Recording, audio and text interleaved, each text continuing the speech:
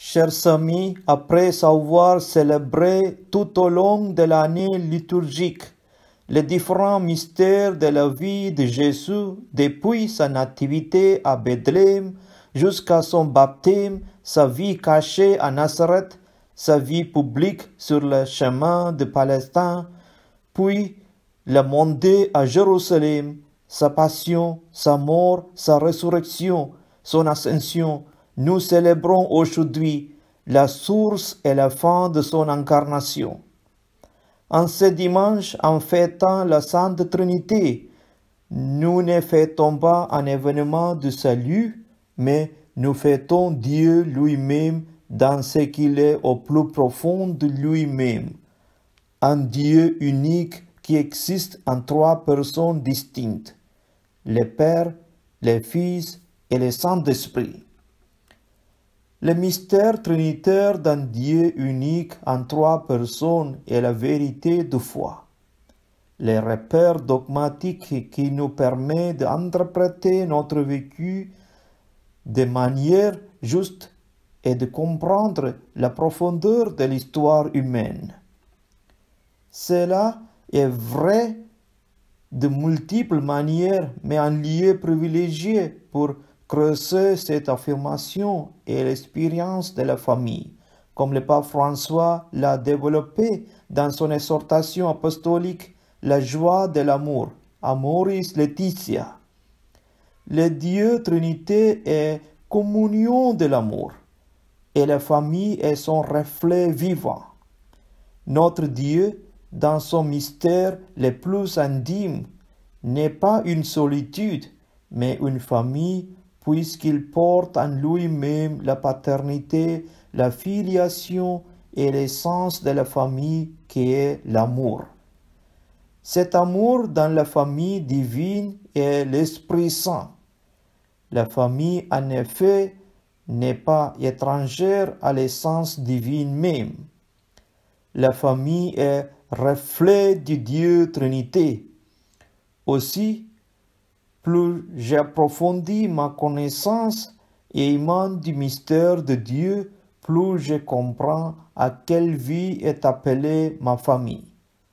Plus je contemple l'amour qui unit le Père et le Fils, mieux je comprends la qualité de relation qui doit exister entre conjoints et entre parents et enfants. Saint Paul l'atteste, l'amour de Dieu a été répandu dans nos cœurs par l'Esprit Saint qui nous a été donné. Par notre baptême et notre confirmation, nous avons reçu la plénitude de l'Esprit. Nous avons reçu en nous la source de l'amour qui nous permet d'aimer à notre tour comme Jésus nous a aimés. Et c'est seulement par cet amour que nous pouvons de plus en plus correspondre personnellement et ensemble à l'image de Dieu qui nous a créés. C'est dans la famille humaine réunie par le Christ qu'est restituée l'image et la ressemblance de la Sainte Trinité. Mystère d'où jaillit tout amour véritable. Tel est le mystère de Dieu, non pas une énigme, mais une source inépuisable d'amour pour celui qui est prêt à s'y abreuver avec humilité. Contempler la Trinité, c'est contempler l'amour en Dieu. L'amour de Dieu, en vérité, dit encore Augustin, tu vois la Trinité si tu vois l'amour. Ils ne sont pas plus de trois, en qui aime celui qui vient de lui, Jésus. En qui aime celui dont il vient, le Père, et l'amour même, l'Esprit Saint. Pour connaître et vivre de la Trinité, oui, frères et sœurs, il faut apprendre toujours plus à aimer. C'est ce que Dieu a fait et continue de faire pour nous. D'un amour éternel, je t'ai aimé, dit-il dans le prophète Isaïe, et je t'ai gravé sur la paume de mes mains. En cette solennité de Dieu Trinité, nous demandons à l'Esprit Saint de nous immerger dans ce grand mystère de la foi en Dieu Père, Fils et Saint-Esprit.